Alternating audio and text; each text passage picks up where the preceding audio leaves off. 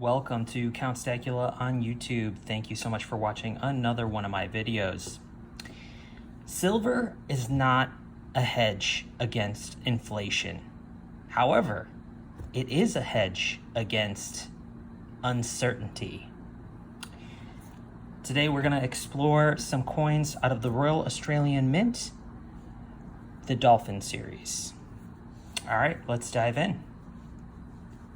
So this series first started in 2019 with the bottlenose dolphin that you see here in the BU form. And the series consists of basically a new coin each year, different design, and featuring a different type of dolphin for each coin release. So I like this series because dolphins are really cool. They are a very intelligent species, and they are very friendly most of the time. Some can be, I guess, aggressive depending on the situation. But everybody loves dolphins, right? They're just one of those really beautiful tropical sea creatures that are, they're mammals, and they live in the water, which is cool. So yeah, we're not going to go into too much detail about dolphins and the species and their characteristics and stuff, but what we are going to talk about is why silver is not a hedge against inflation while we look at these coins. And you might have heard that term thrown around like pretty much on every YouTube channel that talks about silver. At one point, many claim that silver is a hedge against inflation. And to give you an example, they basically will say that an ounce of silver back in the 1960s will buy you the same amount of gas and milk that it will today. Well, technically, that is not factual information because, changing times and variable commodity rates and inflation rates definitely do play a huge role in pricing. So technically right now, silver is definitely not a hedge against inflation. And it won't buy you as much as the amount that it would have gotten you 50 years ago. Let's take a look at this spinner dolphin, which was the second in the series, the 2020 release. And this was probably my favorite design out of all of them. I mean, the spinner dolphin, it's got its name for doing a lot of rotations, jumping out of the water, and just being, a happy-go-lucky creature of the sea. And I think that this particular design is just really well done. The shape of the mammal is awesome. The splashing of the water that comes out as it comes out is really cool. Otherwise, it looks very similar to the previous design. They didn't really go ahead and change much in terms of that. So with just the pose and the text, I guess it's not that different. But I did go ahead and pick up like 5 of these because I really liked how it looked. And but why is silver a hedge against uncertainty? Well, as we know, in chaotic times, silver can often give you that peace of mind because when things are just going crazy in the world around you, and you can't be certain if there's going to be, an SHTF scenario, and the money in your bank won't be available to you if they close the banks or if the ATMs, stop working. Having silver in your possession is definitely a hedge against uncertainty. It can give you that peace of mind that you've got some store of value in your possession that you can turn to if things really get out of control. and that definitely does offer a peace of mind and a hedge against uncertainty. You can put a price on that for sure. What's interesting about this series is you'll see it's almost proof-like on the reverse. They've got that mirror field and frosted device of the effigy. And here as well, you've got some mirrored fields and frosted devices. But yeah, there's definitely a really cool contrast in the finishes on these coins. Getting back to the topic, let's just cycle through a few more of these. Here's one in another capsule. I guess I should mention that the capsules out of the Royal Australian Mint are much bigger than your average capsule, as you can see here. And while they do, offer a lot of protection, and they are free along with the purchase, they don't fit into your regular H-sized coin tubes, and you have to put them in these oversized I-sized coin tubes if you want to store them this way. So that's a little bit inconvenient, but it works for me. I don't mind just buying a different tube and not swapping out the capsules. These are pretty hard to get out if you want to swap them out, and I wouldn't recommend it because why pay extra just to put it in a different size capsule, and that's it's kind of wasteful. So I put it in this one because it had cracked. All right, so moving on to the 2021 release, they actually changed the obverse of this coin. As you can see, they went with kind of a reverse proof finish in the BU form here. These are both BU coins, but in the 2021, we've got frosted fields and mirrored devices. So they flipped the finish, they inversed it, which I think it looks a lot better, to be honest. Much better. Kind of like what the Perth Mint does. And if you don't know, the Royal Australian Mint is just another huge mint out of Australia, like the Perth Mint, but they are a little bit different in terms of the products that they release. So we're looking at the Fraser's Dolphin. This is the third in the series for 2021, and yeah, a nice similar design. The only difference being that they chose, appropriately, I guess, to put multiple dolphins, because while I guess it makes sense that they would, want to feature one dolphin, typically they do travel in packs, or in pods, actually, and especially the Frasers, they travel in groups of hundreds, sometimes thousands. So appropriate that they would put multiple dolphins on the face of the coin. So let's put that over here and take a look at the most recent, which is the 2022, sticking with that reverse premium proof uncirculated finish. Let's take a look at the Dusky Dolphin. And all dolphins are somewhat similar. They just have a little bit different body sizes and colors and characteristics, behavior, and environments. But yeah, they all share a lot of intelligence throughout that species. But yeah, getting back to the topic of a hedge against uncertainty, I think the potential for silver to be a hedge against inflation, it does occur. It does occur occasionally, but it's not consistent. And if something's not consistent, you can't really call it a hedge. I guess you could call it a hedge, but it doesn't really make it a very effective one.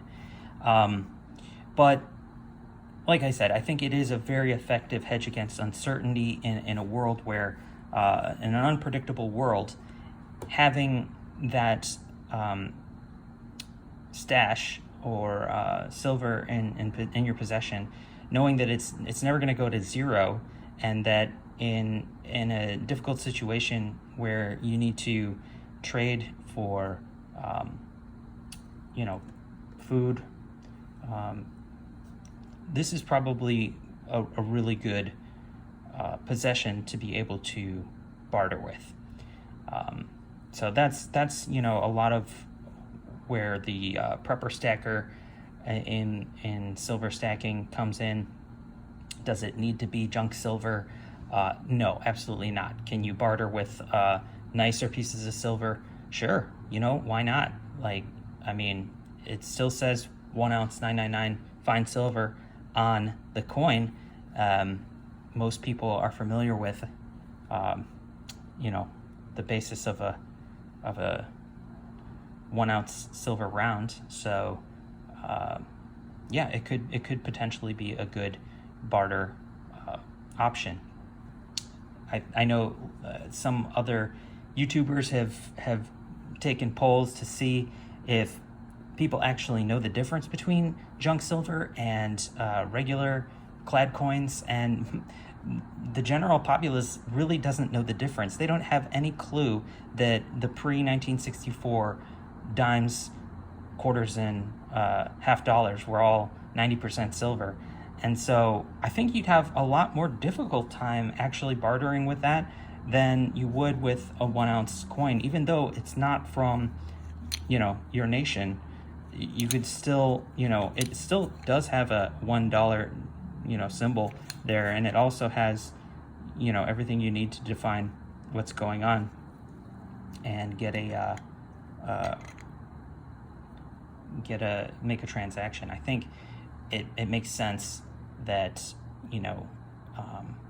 especially also being somewhat limited and having a cool picture, and it's in nice, brilliant, uncirculated condition, I think you'll have an easier time trying to barter with something like this, which to most people probably does have value, than you would with a dirty old dime with Roosevelt's face on it.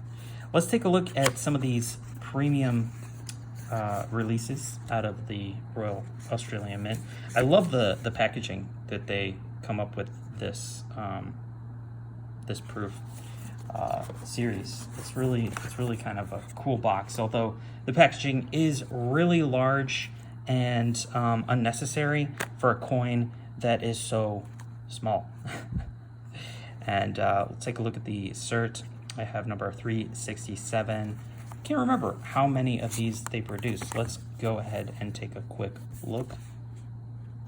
A mintage of 1000. So relatively low mintage. Now, I didn't buy this when it came out or anything like that. I actually found it on eBay from a seller for $45. So I picked it up. I got a good deal. For $45, some of these regular coins go for $45, so I thought that was a pretty good deal. But if you look at it, there's really not a whole lot different going on with the proof high relief version. I actually would not call it very high relief. The only thing different is its diameter and thickness. To be honest, I would not call that a high relief. I would not call it a proof either, except where maybe this looks a little bit more like a proof. But to be honest, so does the BU. It looks exactly the same. The paying extra for this type of coin is really, it comes down to packaging, and if you like that little chunky 1 ounce, I like it, but I don't consider this a high relief coin at all. There's no extra depth in that Dolphin than there is in this one that I can tell. So, but I got the deal, so I picked it up. Thought it was cool. and it is cool. So it's also quite limited, and like I said, beautiful packaging. However, this one I think I did actually overpay for, because I was, I got that deal on the first one, and then I bought this one when it came out for $75. I think $75 is an appropriate price for a proof coin, but I don't think that I should have bought it just because I got the first in the series. This is number 321 out of 1,000. But again, I did really like the spinner dolphin design, and I think this one looks really nice. So I just kind of wanted to see what it looked like. But it is pretty much identical. Again, the only difference being the thickness. So there you have the regular uncirculated and the proof high relief of the spinner dolphin. But I finally came to my senses and I stopped buying these proof coins for the subsequent releases. I just picked up one of the each so I can continue with this series and add just another ounce to the stack. That's always a good thing. And yeah, so what else can we say about silver being a hedge? Well, I think, if you're relying on silver to get you out of a bad situation, well, I think you're doing a good job, because chances are, whether or not you make money on the transaction when you do go to sell, it does often give you that that opportunity to get out and liquidate some money very quickly. People who do stack tend to eventually need their metals, whether they like it or not, and oftentimes after they pay for that emergency expense with their coins, they come right back to stacking because they see the value in holding money in your metals, as opposed to keeping it in a bank where it's just a little too easy to spend sometimes. And that, for me, has been an issue for a long time, where before I started stacking, I had a very hard time saving money. It would always disappear into, things that I thought that I needed. But after saving my money in silver, I've amassed a lot more wealth and been able to hold on to it for longer. So I can say that does absolutely give me a peace of mind.